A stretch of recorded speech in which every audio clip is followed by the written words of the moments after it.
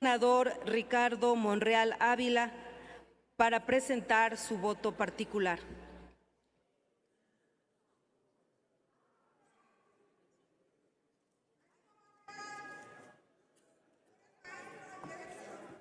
Muchas gracias, ciudadana presidenta,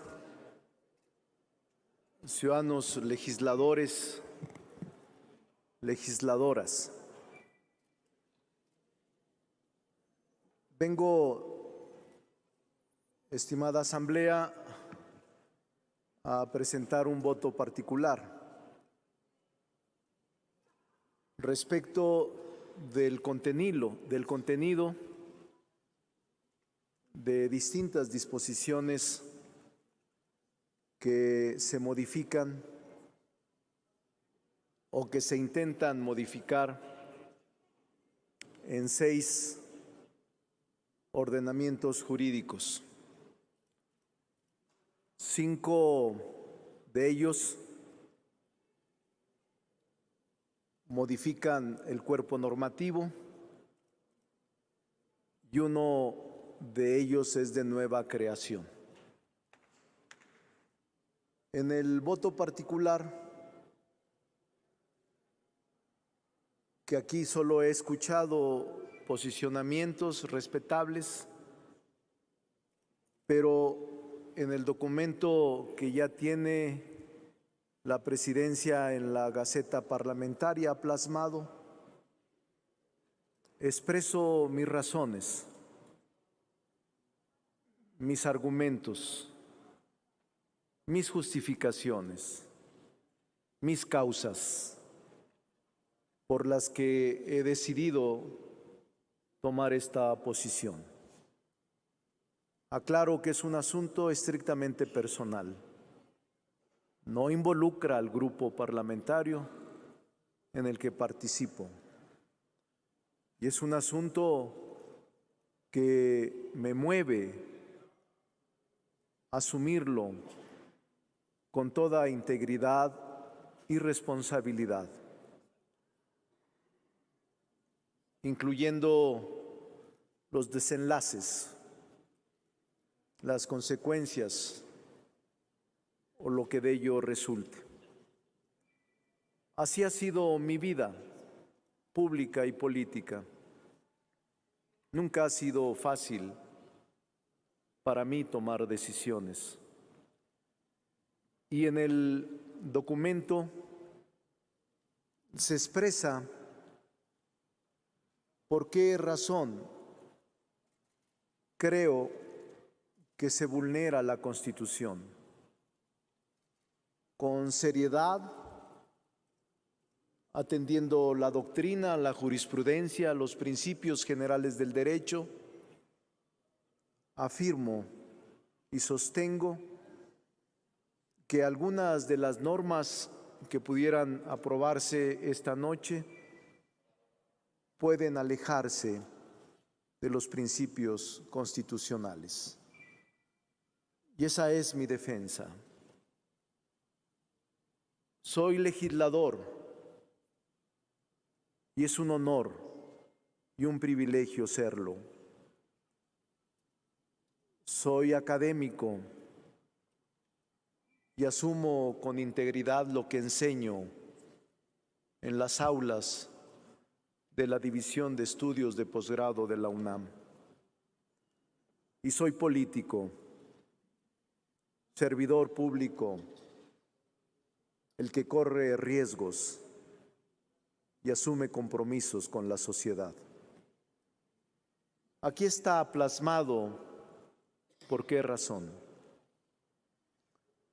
Recuerdo que cuando el embajador británico en 1800... Bueno, ya viste, querido Ivonne, este choro interminable del señor Monreal. Mira, esta aparición de Ricardo Monreal para confirmar que iba a traicionar, que va a presentar un voto en contra de la reforma, lo hace desde, bueno, el discurso de por sí, ya sabes, engola la voz, en tono profesoral, un discurso de corte alambicado, yo soy profesor, y lo interesante del caso, de este mensaje de Monreal, es que él cree que realmente está convenciendo a la gente, pero sucede todo lo contrario, porque la gente, hemos visto la reacción en nuestro grupo de chat de seguidores, nadie lo baja de traidor, quiere que se expulse a Ricardo Monreal de Morena. Por tanto, si los ciudadanos y los militantes de Morena escuchan mensajes cruzados, discursos de sus dirigentes que no se corresponden con las posturas ni las ideas de Morena, eso complica tremendamente el discurso político, la coherencia, la claridad del discurso político. Te pregunto, querido Ivonne, ¿tiene esto solución? Mira, lo primero que yo te quiero comentar es que a mí en lo particular me interesa muchísimo, desde luego respeto lo que piensan mis compañeros militantes, pero me interesa muchísimo más lo que piensa el pueblo. Entonces, a ver, la gran mayoría del pueblo de México está perfectamente claro y convencido de la importancia de las transformaciones que en todos los ámbitos de la vida pública se están haciendo desde el gobierno que encabeza nuestro presidente Andrés Manuel López Obrador y desde el poder legislativo a través de la mayoría de las y los diputados y las y los senadores. Entonces, me parece que eso está claro. Ahora, al interior de Morena, también eso lo tenemos que reconocer, al interior de Morena hay diferentes puntos de vista y hay diferentes personajes con diferentes compromisos y con diferente trayectoria. ¿Y eso por qué es? Pues porque somos un partido plural. Nuestra propia declaración de principios, nuestro programa, nuestros estatutos, en los 3 documentos básicos como partido, nos definimos como un partido plural e incluyente. Entonces, al interior del partido a veces hay muchas voces, ¿no?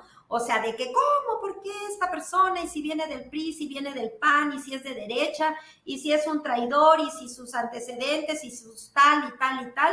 Bueno, nosotros estamos tratando de construir un partido incluyente en donde todas aquellas personas que estén de acuerdo con nuestro proyecto alternativo de nación caben. Todos los que estén de acuerdo con nuestro proyecto alternativo de nación. Porque lo importante, como lo ha dicho una y otra vez el presidente, y yo coincido al 1000% con él, es que lo importante no son las personas, sino el proyecto. Cuando los militantes se les olvida eso, a compañeras, compañeros, sean quien sean, se les empieza a olvidar el proyecto y en lo que están más preocupados es en su futuro político, en qué cargo van a tener después, en cómo le hacen para ser el representante, el diputado, el presidente municipal, el presidente de México, el senador, el cómo se van a reelegir, el cómo tal o cual. Pues la verdad es que muchos de los compañeros que están en eso empiezan no tan solo a perder piso para sí mismos, empiezan a perder credibilidad para el pueblo. Entonces, yo creo que el senador tiene ese riesgo. O sea, si él continúa por esa vía, el riesgo que tiene es que efectivamente, pues, el pueblo se dé cuenta que se está separando del proyecto alternativo en nación. En lo que tú nos acabas de presentar, yo no escuché un solo argumento respecto de o sea, creo que perdió, porque además tú sabes que siempre que subimos a un legislador, sea diputado, o senador, que subimos a tribuna, pues tenemos un tiempo límite, ¿no? Y tenemos que aprovechar muy bien nuestro discurso, más que otra cosa, porque no tan solo le hablamos a los compañeros senadores o a los compañeros diputados de todos los grupos parlamentarios, le estamos hablando al pueblo, ¿sí? Entonces, le estamos hablando al pueblo y nos están escuchando de tal manera que tú lo escuchaste y tú lo estás reproduciendo para el pueblo, para la gente, para tu audiencia. Entonces, perdió la oportunidad de iniciar con los motivos sustantivos, que es cuáles son los motivos por los cuales él, en medio de todo su currículum, considera que lo que estamos proponiendo las y los diputados y el presidente de México es anticonstitucional. Punto. O sea, simple y sencillamente en su discurso, más bien su discurso es un conjunto de justificaciones de por qué va a votar en contra, y bueno, dice en términos generales que es anticonstitucional, pero ¿sabes qué? Vivimos en una república donde afortunadamente hay una división de poderes.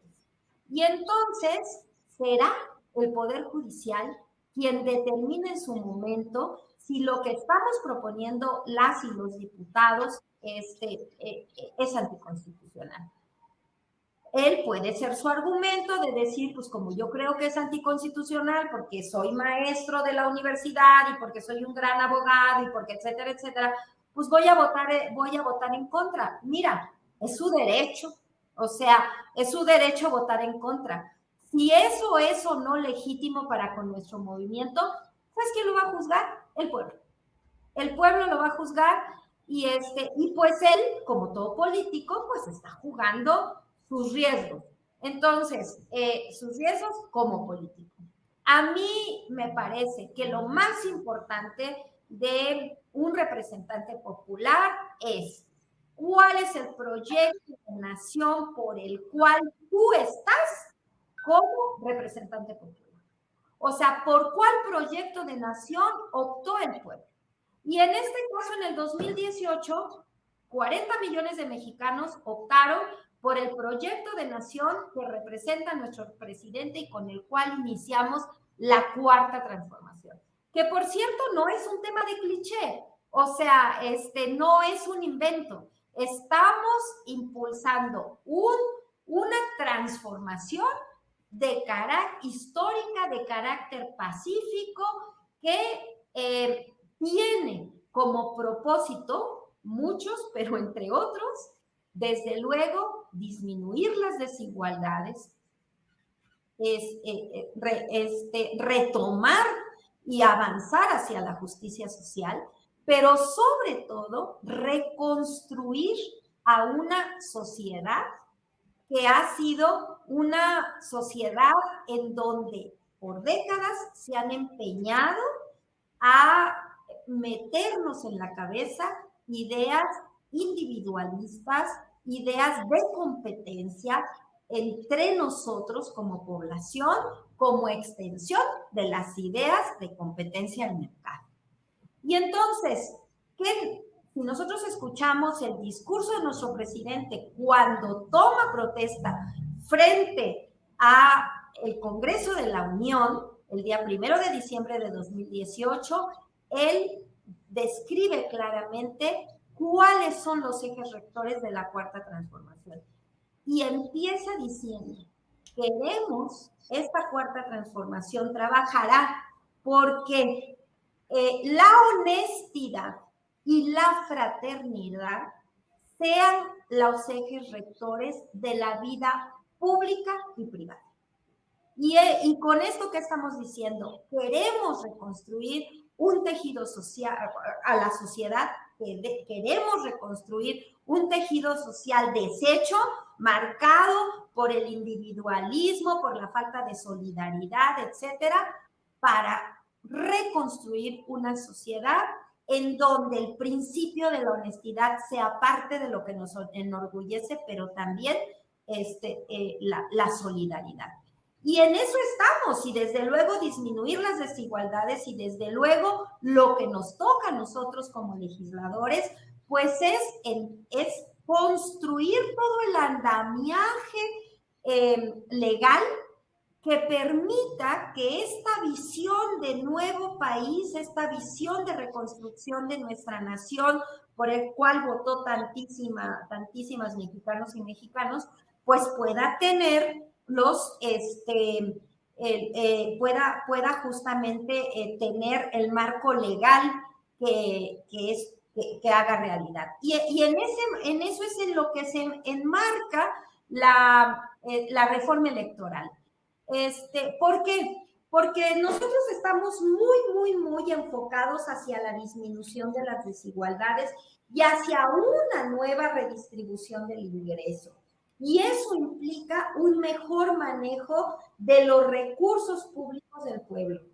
Y uno de los problemas encontrados y por lo tanto de las brechas de oportunidad encontradas para poder avanzar en una mejor redistribución del ingreso es precisamente el tema de lo caro que le sale a los mexicanos las elecciones. Entonces, claro que buena parte de la reforma constitucional, que al final la minoría terminó decidiendo por la mayoría, ¿no? Por el tema de las 2/3 partes, y de este llamado Plan B, pues es rescatar lo que se pueda, de rescatar miles de millones de pesos que se gastan de una manera, te diría yo, grosera, en estructuras burocráticas como ha sido el INE, y en donde los consejeros muy cómodos se han dedicado a que, bueno, pues ellos están en los consejos, todo lo tienen delegado, o sea, entre otros tantos asuntos, lo tienen delegados a una estructura burocrática que cada día crece y crece y crece más, y ellos pues ya nada más llegan a sus sesiones a mandar, o sea, no, o sea, a decidir, a votar. No, o sea, aquí sí, claro que dentro de este plan, por supuesto que se le están disminuyendo funciones al secretario ejecutivo, pues para que los consejeros efectivamente conformen las comisiones que deben ser y también pues le arrastren el lápiz, ¿no? O sea, se metan a trabajar, por ponerte un solo ejemplo, ¿no? Y desde luego que sí se está planteando una mayor racionalidad de los recursos públicos para los partidos, de los recursos públicos que tendrán que seguir para los soples y todo eso, porque no prosperó la electoral, pero sí, en la ley secundaria estamos metiendo muchas cuestiones relacionadas con el tema de la austeridad, que es otro gran principio de la información, porque la austeridad no es nada más una palabra, o sea, es la posibilidad de que a través de un buen manejo de los recursos públicos podamos obtener mayores recursos para hacer una mejor redistribución del ingreso, que hoy ¿en qué se traduce? Entre otras cosas, pues en derechos sociales, en mejor infraestructura para que la gente también esté comunicada, en programas también para fortalecer la educación, la salud, etcétera, ¿no? Entonces, y desde luego en rescatar también nuestros energéticos, rescatar nuestra soberanía energética. Entonces, es todo un proyecto, no es una ocurrencia de, hoy voy a hacer una reforma electoral. No, como parte, a ver, llevamos a nivel de derechos la pensión universal para adultos mayores. ¿Por qué? Porque somos un país en donde más del 50% de la población no tiene derecho a una pensión. Y eso había que solucionarlo. Y hoy en lo que estos mentirosos y demás se suben a decir a la tribuna, de que el tema de la pensión es un asunto electorero, por Dios, es un asunto de derecho a la seguridad social, ¿no? Tenemos, o sea, en todos los tratados, o sea, desde la Organización Internacional del Trabajo, la Declaración Universal de los Derechos Humanos en el siglo pasado, está establecido qué se entiende por seguridad social. Y entre ellos es no tan solo el acceso a la salud, es el bienestar desde que naces hasta que te mueres y el bienestar de tu familia cuando te fuiste. Y eso te implica, entre otras cosas, una pensión. ¿Qué ha hecho el presidente Andrés Manuel desde que fue jefe de gobierno implementó la pensión, que en aquel entonces se denominó pensión alimentaria para adultos mayores, precisamente considerando que México era un país en donde la mayoría de los adultos mayores no tenían acceso a una pensión. Y llegando como, por cierto, entre paréntesis, estos derechosos y conservadores se opusieron desde aquel entonces. Fox, bueno, era el presidente, se opuso y no sé qué. Y luego la terminó mal copiando, ¿no? Ahí con una dádiva de nada y solamente para algunos, ¿no?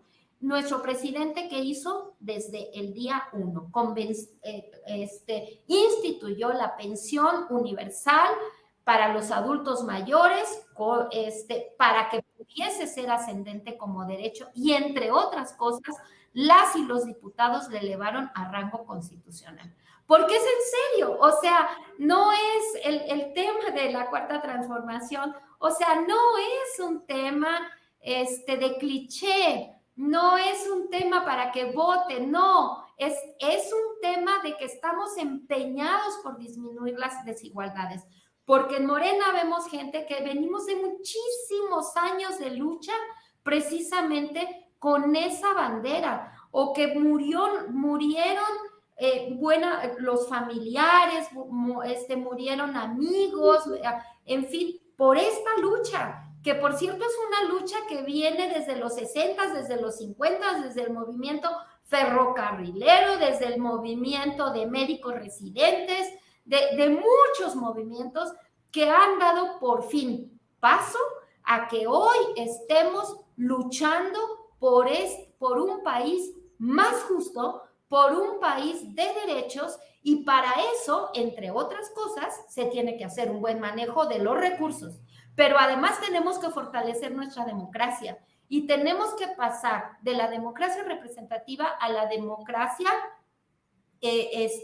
participativa, y en eso se niegan los derechosos, claro. Pues ¿cómo van a querer una democracia participativa en donde la gente tome parte de manera directa en un conjunto de decisiones si saben que la mayoría no están con ellos? Entonces eso es lo que les preocupa, o sea, ¿cómo hacerle? Porque pues la mayoría no están con ellos, y con todo eso que están haciendo menos, o sea, en el 2024 el pueblo los va a juzgar.